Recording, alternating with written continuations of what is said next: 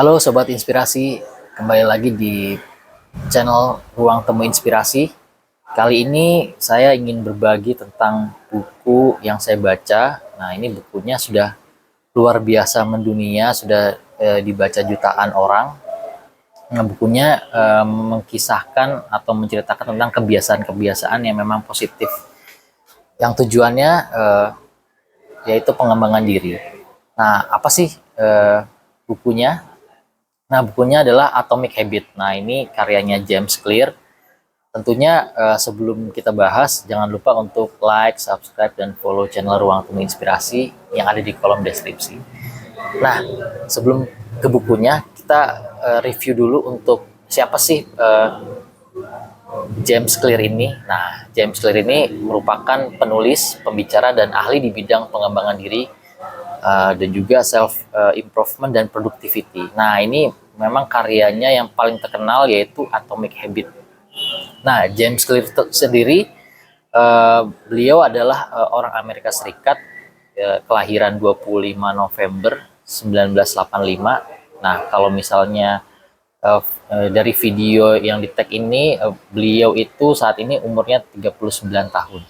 Tapi sudah memiliki karya yang memang luar biasa dan mendunia.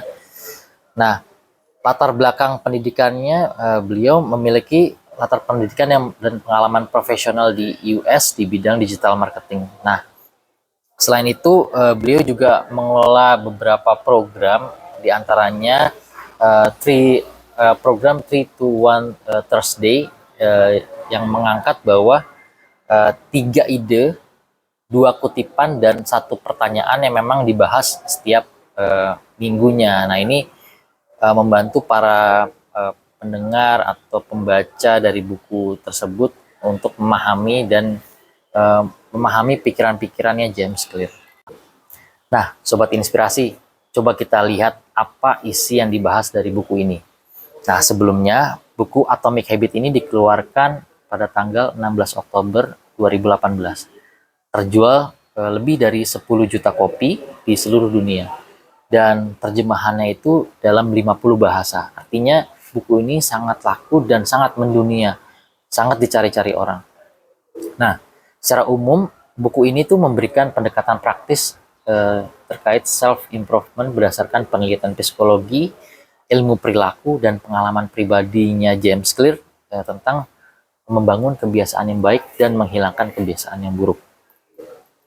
Nah, pada buku ini juga dibahas filosofi-filosofi atau pikiran-pikirannya James Clear bahwa dia mengajarkan bahwa perubahan besar itu dimulai dari kebiasaan yang kecil, menjadikan figur inspiratif bagi pembacanya untuk meningkatkan kualitas hidup.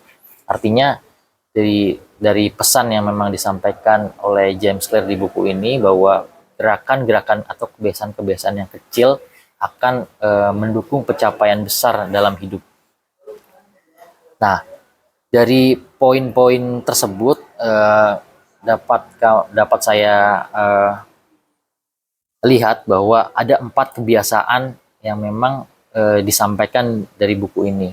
Yang pertama adalah buatlah kebiasaan yang jelas. Nah, artinya untuk memiliki tujuan besar itu setidaknya kita harus memiliki kebiasaan-kebiasaan kecil yang memang jelas dilakukan.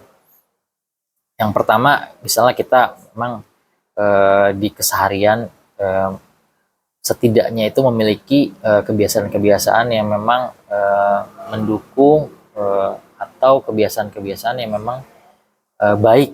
Nah, seperti misalnya kalau kita punya tujuan besar yaitu misalnya memiliki rumah misalnya gitu. Nah, kita harus mengelola atau mencatat pengelolaan keuangan itu dengan baik atau memilih produk-produk investasi yang mendukung itu dan juga dilakukannya terus-menerus. Nah, kalau contoh lain, kalau misalnya kita ingin menjadi atlet gitu ya. Nah, memang kebiasaan-kebiasaan jelasnya ya pertama harus latihan gitu seperti itu dan itu dilakukan konsisten. Nah, yang kedua adalah membuat kebiasaan yang menarik. Nah, untuk mencapai tujuan itu supaya tidak bosan artinya harus variatif gitu ya.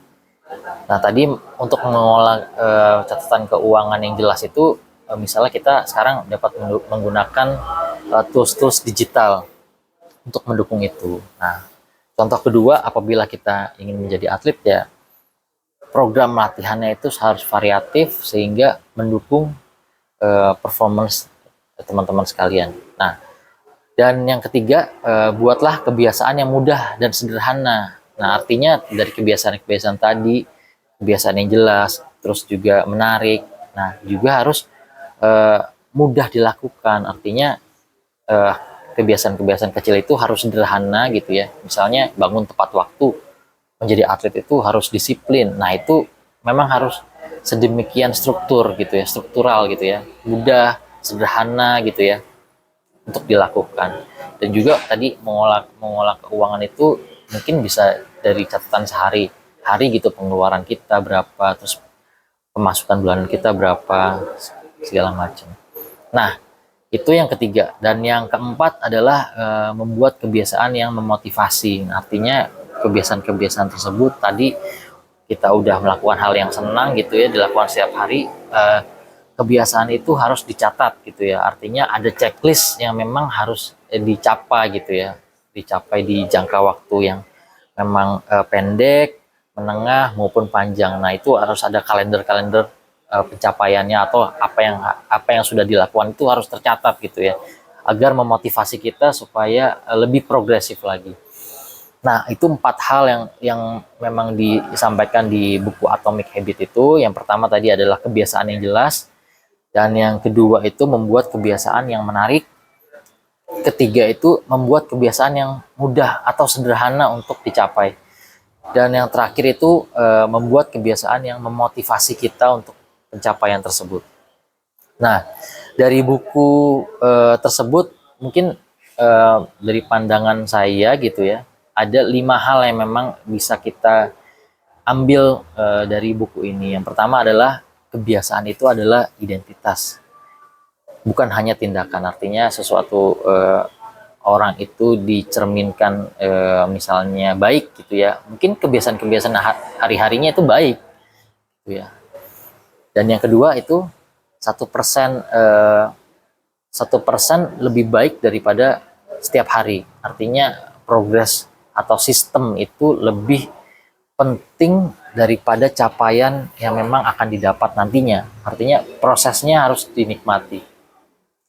Dan yang ketiga, kita harus memiliki lingkungan yang mendukung untuk pencapaian-pencapaian tersebut. Artinya support system atau lingkungan sekitar itu harus mendukung supaya kita juga bisa mencapai tujuan-tujuan yang tadi ditentukan. Nah, yang keempat adalah ini yang paling penting, sistem itu lebih penting daripada tujuan. Artinya kita fokus pada sistem yang akan kita lakukan daripada tujuan nanti yang akan kita capai. Dan yang terakhir, ini lebih penting lagi, hindari kesempurnaan, fokus pada konsistensi. Artinya ya kita harus menikmati prosesnya. Mungkin dalam proses itu memang tidak sempurna, itu juga bagian dari proses. Tadi untuk mencapai tujuan keuangan itu mungkin di setiap catatan kita ada yang miss gitu, ada yang memang terlewat. Itu tidak apa-apa gitu ya, atau memang bisa ditoleransi asalkan memang catatan-catatan tersebut itu ya bisa dikelola dengan baik gitu ya. Atau misalnya memang ya tadi ingin menjadi atlet gitu ya, memang kebiasaan-kebiasaan baiknya itu, latihannya itu memang harus didisiplinkan gitu ya. Jadi fokus pada konsistensi yang teman-teman akan lakukan. Nah, itu mungkin poin-poin yang dapat saya ambil dari buku ini. Yang pertama tadi adalah kebiasaan adalah identitas bagi seseorang. Yang kedua adalah 1% itu lebih baik setiap hari dilakukan.